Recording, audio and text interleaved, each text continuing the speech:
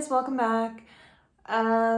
So today let me see, Jeff and I got up and went to the dog park, and Sebastian I adopted him when he was 9, so he was neutered late in life. And so anytime he sees a dog that's not neutered, he tries to attack them.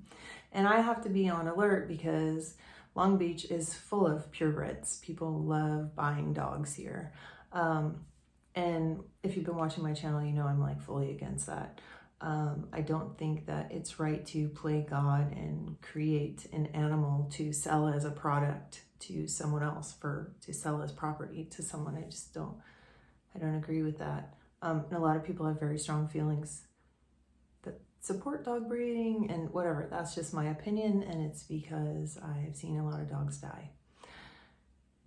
But I was so annoyed that because Sebastian's trying to attack this dog, and I'm like, oh, is your dog not fixed? And Jeff's like, you shouldn't tell people, you shouldn't say that to people. And it's like, dude, you should be embarrassed to be at the dog beach with a dog that's not fixed, in my opinion. Like, it's irresponsible. But people see a cute dog and they say, I want that kind of dog, and then they're convinced that if they neuter it or spay it, it's gonna take away from their value or whatever. I don't know. But I shouldn't let things like that upset me, and I shouldn't be judging people. I don't know that person. You know, I used to be somebody, I bought a dog in a pet store before, so who am I to judge? So why sit there and be like, oh, she's so stupid, you know? Because it's really like not my life to live, it's hers. And if she wants to, I'm so passionate about animals, I feel like I have to be a voice for them all the time. But I feel like I'm constantly like looking at myself and trying to be better lately, and I've tried not to, I'm trying so hard to not be judgy, and I'm trying so hard to just for like my own happiness, like live in the moment and be aware of like what's happening now. And it's super challenging, and I'm trying really hard to examine things around me before I react, that's like crazy hard. I don't think I've been successful at that, even maybe once or maybe like 10 times over the last 3 or 4 months since I've been trying on my quest to be a better person. But anyway, on that note, so okay, so again, I don't know if it's a midlife crisis. I know a lot of people do this. I don't know if, I don't know why I'm doing it. I mean, I know it's because like I'm getting older now, but like, okay, so like I'm looking at my life, and my past a lot, trying to figure out, you know, who I am and how I can be better and why I behave the certain ways that I do. And a lot of that has to do with the way that I was raised. And I was talking to a friend of mine about this, complaining about my parents and and she was saying, you know, parents always think they did the best that they can. And I've been thinking about that a lot because, you know, it is true. As long as you do your best, you've done your best, right? You literally can't do any better. Like, you have done your best. And, you know, you can't fault stupidity. But one of the issues that I'm having right now that I'm older is that so I have a younger sister, right? She's, you know, half my age, less than half my age. My parents adopted her when they were older. And so she's barely 18 right now, but we're really close. But she had a life with a mom and a dad in a stable home.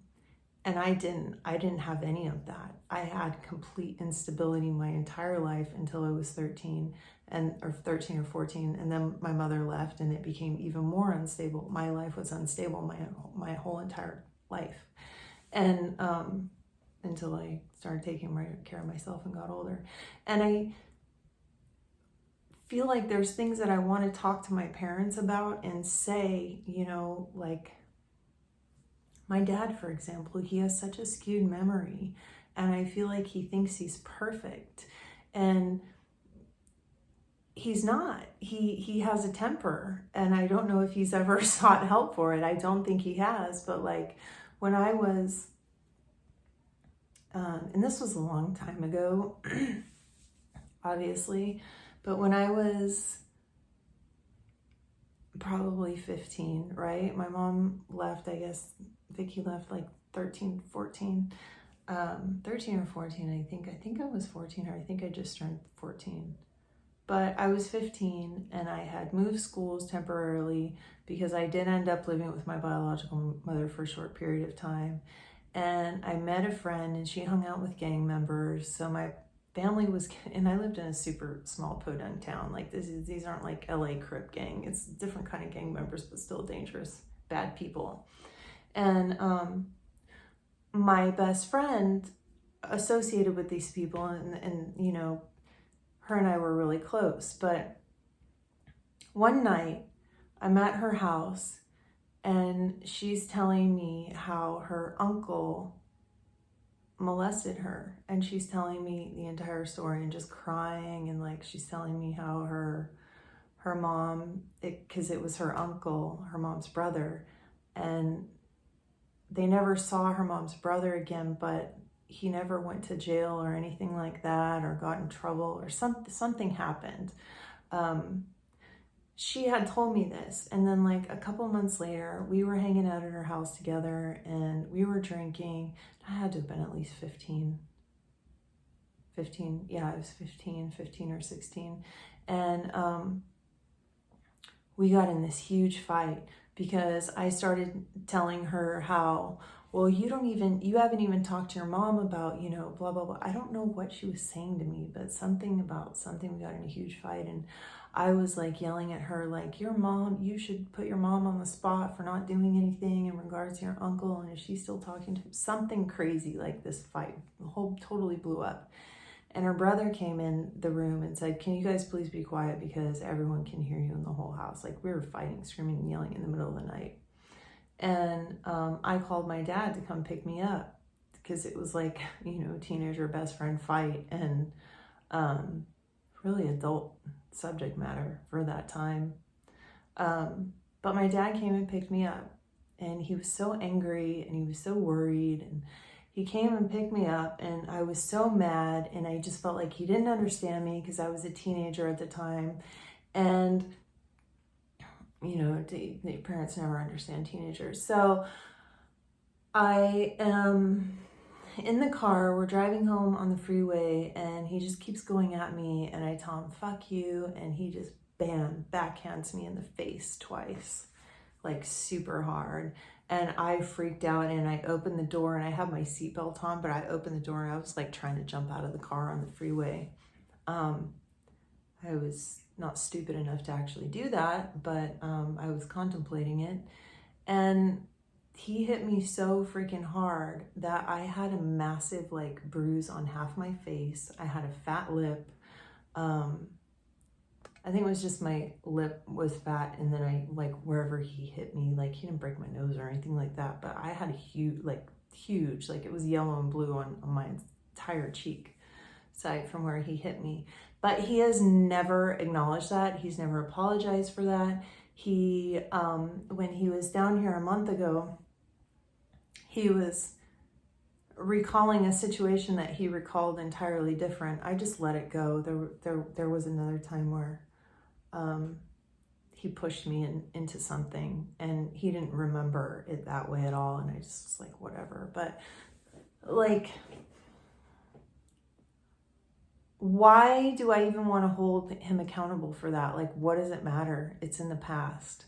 Like, on the one hand, like, I want to be like so above these things and like just like move on. I've never been anyone to hold on to the past, because a lot of people, I feel like, use their past as an excuse for their behavior. And like, I can look at things I've done and been like, yeah, my upbringing made me do that, but I'm not doing that behavior anymore. Like, I've acknowledged it, and you know, but I feel like when people don't acknowledge what they've done, if you're not willing to acknowledge what you've done as a mistake, you never really like learned from it, or you've never taken accountability, and you're like kind of disrespecting the other person who's involved by discounting their feelings. So I don't know. I've been thinking about that memory a lot lately. Because I've been thinking about that time when I was a teenager and how traumatic it was.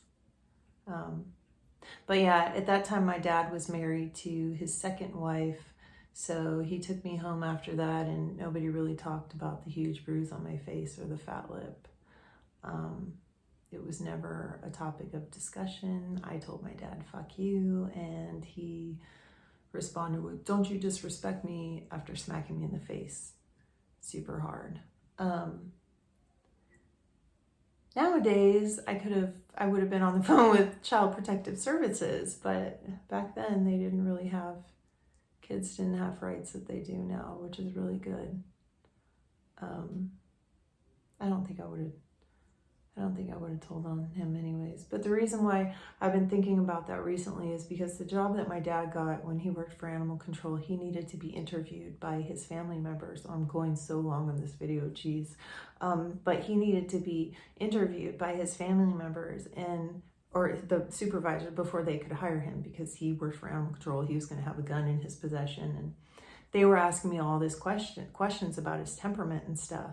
And because I had had these few experiences with my dad previously, I think I kind of like overcompensated a bit. And